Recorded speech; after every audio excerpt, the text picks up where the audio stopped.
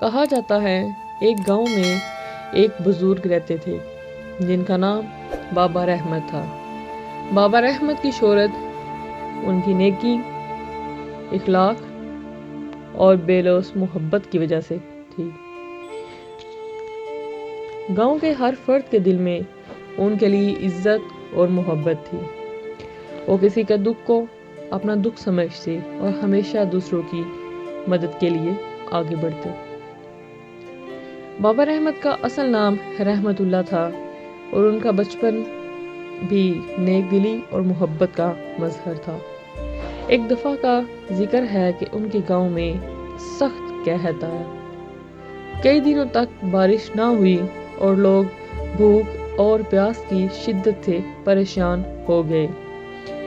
چھوٹے سے رحمت اللہ نے اپنی بکری کا دودھ اور اپنے حصے کا کھانا ان لوگوں میں بانٹ دیا جو زیادہ ضرورت مند تھے۔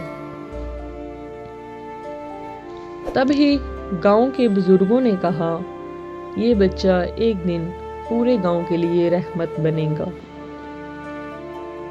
کئی سالوں بعد جب بابا رحمت کی عمر ڈھل چکی تھی اور ان کی داڑھی برف کی مانند سفید ہو چکی تھی تو ایک دن گاؤں میں ایک اجنبی عورت آئی۔ وہ عورت غریب اور لاچار تھی۔ اس کے بچے بھوک سے رو رہے تھے اور وہ خود بھی بہت زیادہ پریشان تھی۔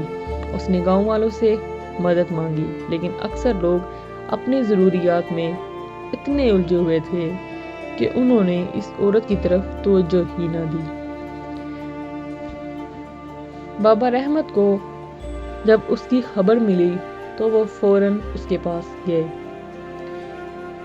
انہوں نے اس عورت کے ہاتھ تھامے اور کہا، بیٹی میرے پاس آؤ، یہ زمین اللہ کی ہے اور جو کچھ میرے پاس ہے وہ بھی تمہارا ہے۔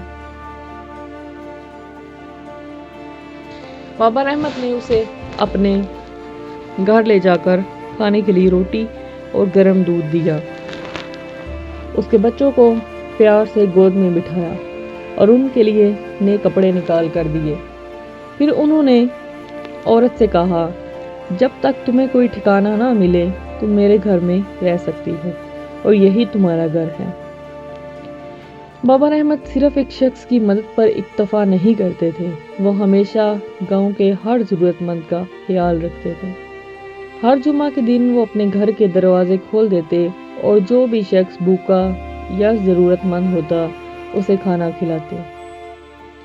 گاؤں کے لوگ کہتے تھے کہ بابا رحمت کے دل میں اللہ تعالیٰ کی محبت ہے اور یہی محبت ان کے کردار کو خوبصورت بناتی ہے۔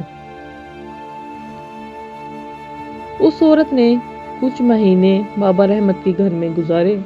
اس دوران بابا رحمت نے نہ صرف اس کی ضروریات پوری کی بلکہ اسے یہ بھی سکھایا کہ زندگی کے مسائل کا سامنا کس طرح سے کیا جاتا ہے۔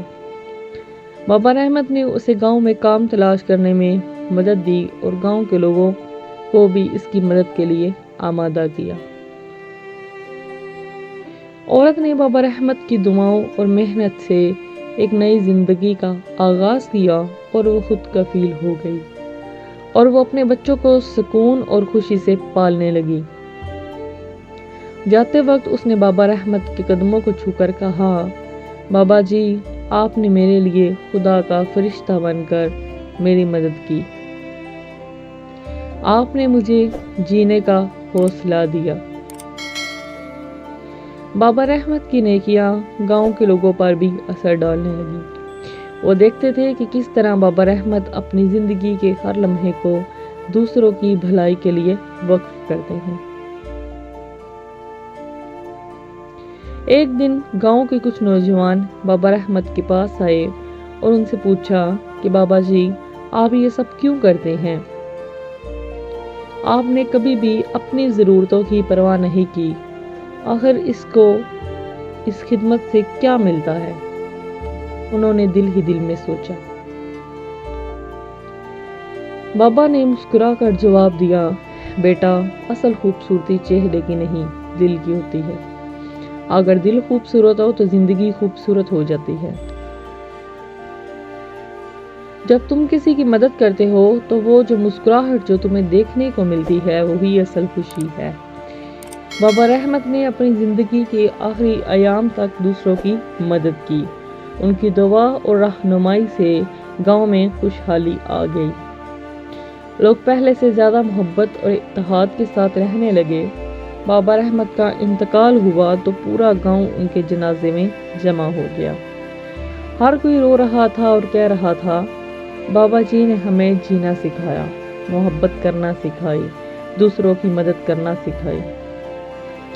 بابا رحمت کی قبر پر لکھا گیا تھا، یہاں وہ شخص آرام کر رہا ہے جس نے اپنی زندگی دوسروں کے لیے وقف کر دی۔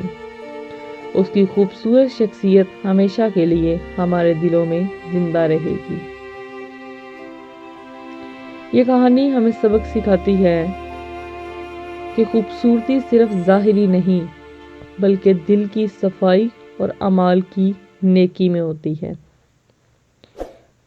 دوسروں کی مدد کرنا اور ان کے دکھ میں شامل ہونا ہی اصل انسانیت ہے۔